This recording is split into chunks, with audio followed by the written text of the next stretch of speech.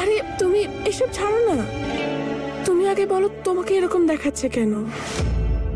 মনে হচ্ছে যেন তুমি সারা রাত ঘুমাওনি। সব ঠিক আছে তো বৌদি?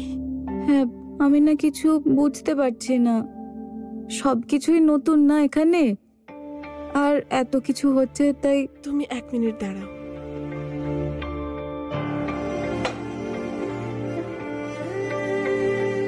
আগে তুমি জলটা খাও। এবার আমার কথাটা মন দিয়ে শোনো। যতক্ষণ শোভন দাদা আছে তোমার কোনো কিছু নিয়ে চিন্তা করার কোনো দরকার নেই। তুমি কি জানো তুমি কতটা লাকি যে তুমি শোভন দাদার মতো স্বামী পেয়েছো? বাকিদের থেকে একেবারে আলাদা। মেয়েদেরকে সম্মান করেন, ছোট ছোট বিষয়ে খেয়াল রাখেন। দাদা তারা বৌদির গায়ে হাত দেওয়া তো দূরের কথা, কখনো খারাপ ভাবে কথাও বলেননি। তুমি তুমি এত চিন্তা করো না, জলটা খাও। যদি এটাই সত্যি হয় তাহলে শোভনবাবু আমার সঙ্গে এত খারাপ ব্যবহার কেন করেন? আমাকে ভয় দেখানোর জন্য করছেন কি? কিন্তু আমি ভয় পাবো না, আমিও হানিমুনে যাব।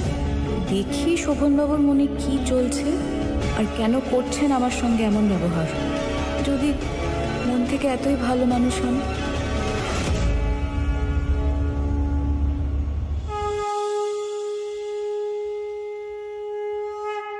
মা,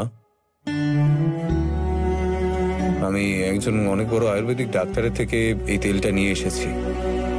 এটা প্রতিদিন ব্যবহার করলে তোমার হাঁটুর ব্যথা অনেকটা কমে আসবে।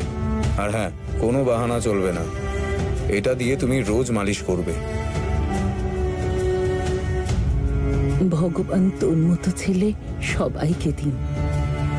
আর তাছাড়া আজ তুই আমাকে আরো একটা খুশি দিয়েছিস। আমার খুব ভালো লাগছে এটা দেখে যে তুই ফুলকে আরো একটা সুযোগ দিচ্ছিস। মা, আমি ক্ষমা চাইছি তোমায় কষ্ট দেওয়ার জন্য, কিন্তু যে ভুল আমার বাবা করেছেন সেটা কখনো করব না। এই বাড়িতে আমায় একটা বাচ্চার মতো কখনো বকে, কখনো মেরে, আবার কখনো মানসিক প্রেসার দিয়ে অনেক কিছু করিয়েছে। কিন্তু আমি বাচ্চা নই। উল্টে কখনো আমি আমার শৈশবটাই পাইনি। সেই বাচ্চাটা যে দেখেছে নিজের মাকে নিজের সঙ্গে লড়তে, নিজের ভালোবাসার জলাঞ্জলি দিতে, নিজের কষ্টটাকে চুপচাপ মেনে নিতে দেখেছি আমি। আমি আর বাচ্চা নই, অনেক তাড়াতাড়ি বড় হয়েছি।